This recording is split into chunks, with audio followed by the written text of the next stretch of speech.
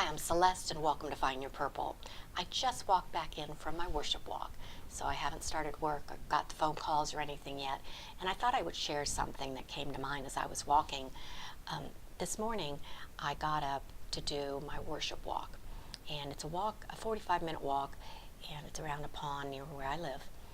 And I did it pretty regularly last year, and then in the fall with rain and I guess feeling getting cold or something, I didn't do it for a while. And with me, when I get out of a routine of exercise or something, it's harder to get back into it. So this January, when I started my prayer fast, I decided to commit to it again. And so I looked at the weather app to see what it was like, and it says that it felt like 28 degrees, I think, which in Austin, that's pretty darn cold. And I thought about maybe it was too cold to go out, but it was really sunny and pretty out, so I just decided I'd layer up. And so I got on the long underwear, and then a shirt, and then a sweater, and then my down vest, my North Face vest, and then my North Face down jacket, and then a windbreaker. So, I mean, I was layered up. And I started to walk. And I got to the pond, and I thought, I feel pretty comfortable because I was prepared for it. And it brought to mind that when you're prepared for something, you can deal with it, which the worship walk is about thinking about God, so and talking to God and praying and all of that. And I thought that it compared to the Ephesians section where they talk about the breastplate and the helmet and the sword of the word and the truth and righteousness, all the tools God gives you to basically be able to battle against the evil forces on earth, because it says we're very clearly in the Bible that we're not only fighting battles of the flesh, we're fighting battles of the spiritual world. Now, if you had told me 2 years ago that anything like that, I would have thought you were kind of being over dramatic and one of those people. And in 2017, if you follow me at all, that's the first time I read the Bible all the way through. And so when you're reading the Bible, it's very clear Satan's real. And I was taking a course at that time with our church. And again, I just started going to the church in 2016 for the first time in 40 years. So this is all pretty new to me. And I was taking the course a week that they focused on Satan. And it was just so weird for me to think he's real, because I just never thought about him in that way. I mean, I thought about it, but more as a movie character, not as somebody that really would impact me. So, and I have to admit, I played with the Ouija boards at times growing up. I know Mom was very much against it. I didn't own one, but all of that stuff was more fascinating to me, and I didn't see it as real or dangerous.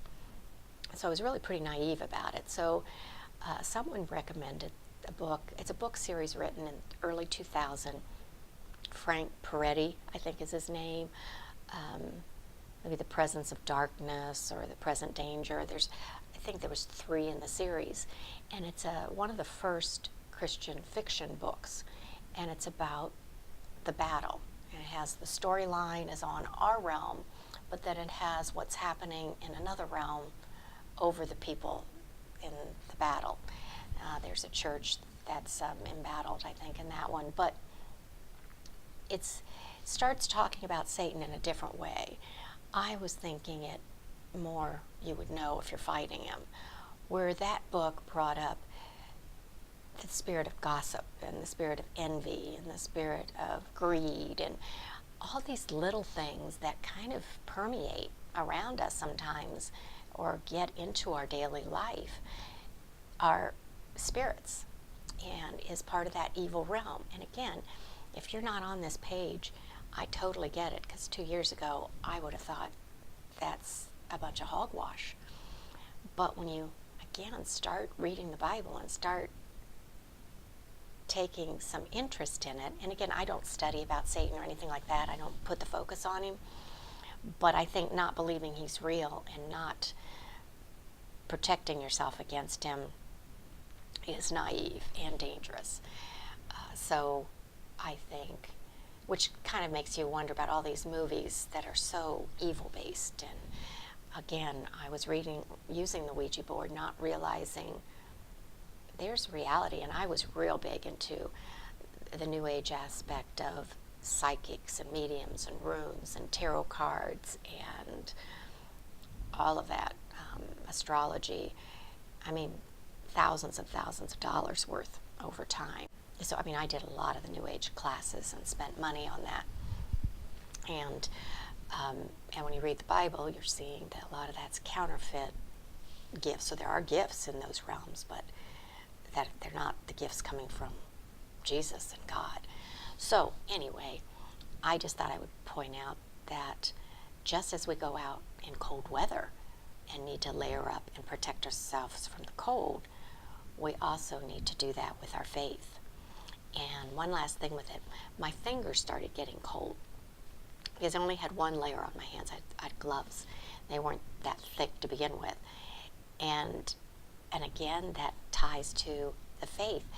The devil will try to find that one weakness, that one open door you've left, that you think, okay, I've got all this covered, but over here I've got this little thing that's still there, and that's all Satan needs to come in. And so, just like with the cold, you know, if you leave your head unwrapped or your hands don't have gloves on them, you're going to get cold there. It doesn't matter how many layers I have on my chest. If my fingers aren't covered, I could get frostbite, you know, over time. Again, so with your faith, you need to cover it and read the Bible, and then start looking at where in your life is it that you might have some weakness that you've got to deal with. Because you figure, well, I'm dealing with all this, I'm pretty much okay. Well, maybe not so. So that's it for today. As always, grab your cup of tea, sit back, and let's start sharing. Until next time, bye-bye.